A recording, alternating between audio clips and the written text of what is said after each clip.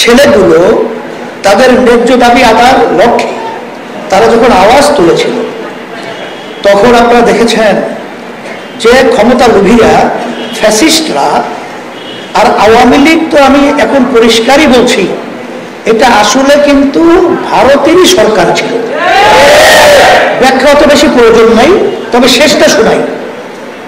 যখন নাকি নরেন্দ্র মোদী এখন যে প্রধানমন্ত্রী হলো, শপথ নেয়ার আগেই আমাদের দেশের কিন্তু প্রধানমন্ত্রী যে নাকি স্বঘোষিত স্বদলীয় প্রধানমন্ত্রী, কারণ সে তো বাংলাদেশের জনগণের ভোটে সে তো নির্বাচিত হয় নাই, তার দল নির্বাচিত হয় নাই, তাকে আমরা প্রধানমন্ত্রী বলতে পারি না, এজন্য আমরা কখনোই বলি নাই, এজন্য স্বঘোষিত বলছি, এবং দলীয় প্রধানমন্ত্রী তারা বলছে। শপথ নেওয়ার আগে সে চলে গেছে ভারতে যাওয়ার পর আপনারা দেখেছেন 10টার মতো চুক্তি করেছে, যেটা তারা পরে ব্যাখ্যা দেয় হাসান মাহমুদ সহ সমঝোতা স্বাক্ষর। আমাদের বাংলাদেশের জনগণ জানে না, সংসদ জানে না, সেই 10টা চুক্তির মধ্যে আমরা ভালো করে পর্যালোচনা করে দেখেছি, একটা চুক্তিও বাংলাদেশের ছোট থেকে ছোট কোন স্বার্থের জন্য হয় না। প্রতিটা চুক্তি হয়েছে ভারতের স্বার্থের জন্য।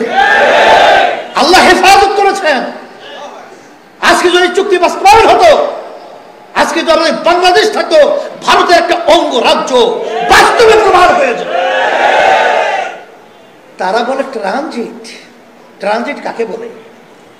এক দেশ থেকে অন্য দেশে ঢোকে পরবর্তী দেশে যাওয়ার জন্য, এই মাঝখানে অন্য দেশে ঢুকছে, এটা ট্রানজিট বলা হয়। এটা আন্তর্জাতিকভাবে এটা বৈধ, কিন্তু তারা তো ট্রানজিট দেয় নাই। প্রায় 200-250 কিলোমিটার ভারতের সাথে যে চুক্তি করেছে, এটা তো কোনো ট্রানজিট, এটা করিডোর। অর্থাৎ তার দেশে অনেক কষ্ট, অনেক খরচ করে অন্য জায়গায় যেতে হয়, সেখানে আমাদের দেশটা ব্যবহার করলে তাদের দেশে যেতে সুবিধা হয়। এই করিডোর, কারণ যেখানে ঢোকার রাস্তা দেখিয়েছে, এরপরে অন্য দেশে ঢোকার কোনো রাস্তা নেই। তাহলে করিডোর দিল 200-250 কিলোমিটার, কিন্তু আমাদের ভারত হয়ে পাশেই নেপাল, অন্য যে ভুটান, এই রাষ্ট্রগুলো পৌঁছার জন্য 17 থেকে 18 কিলোমিটার মাত্র রাস্তা ট্রানজিট। আমরা বারবার বাংলার মানুষ, বাংলাদেশের সরকার, আমাদের বাংলাদেশের জনগণ ভারতের কাছে চাওয়ার পরেও অদ্যাবধি পর্যন্ত সেই 17-18 কিলোমিটার রাস্তা ট্রানজিট আমাদেরকে দেয় নাই। কিন্তু কোনো কথা নাই, 200-250 কিলোমিটার রাস্তা তারা করিডোর দিয়ে দিল। তাদের গাড়ি ঢুকবে, বাংলাদেশের কেউ খবরও রাখতে পারবে না, তাদের সেনাবাহিনী পাহারা দেবে, কি যায় কি নেয়, কি আসা যাওয়া করে। মুরাদের একটা মগের মূল্য পেয়েছে আমাদের দেশে এইভাবে।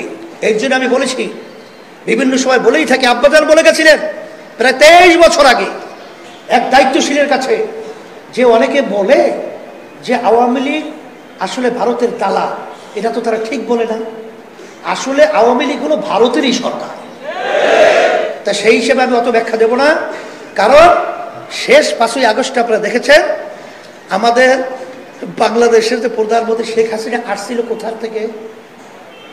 ভারত থেকে। কোথা থেকে গেল? কোথায়? এবং তাদের দোসররা কোথায়? আচ্ছা, তো এবার নতুনভাবে তার বোঝানোর দরকার হয় না।